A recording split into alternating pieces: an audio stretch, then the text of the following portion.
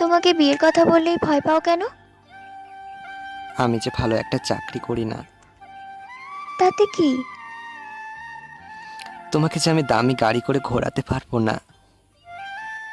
রিকশায় করে ঘোরাতে পারবে? তা তো পারবোই। ব্যাস, তাহলেই হবে।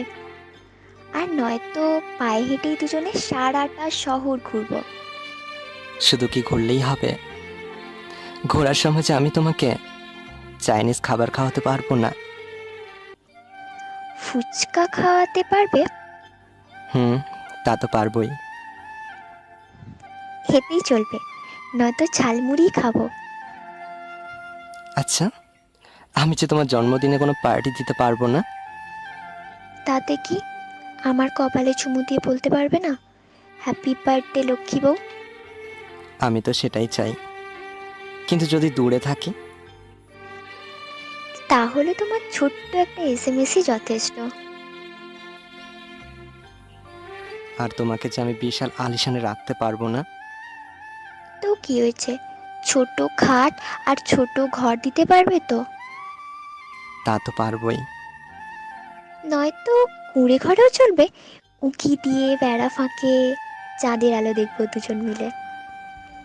সেসব না হয় হলো, কিন্তু আমি যে তোমার জন্য ভালো খাবারের ব্যবস্থা করতে পারবো না।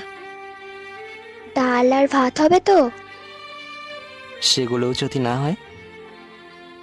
দুজন না হয় না খেয়েই থাকবো। বোকামে, ভালোবাসার মানুষটিকে না খাইয়ে রাখতে পারবো? লক্ষ্মী সোনা আমার।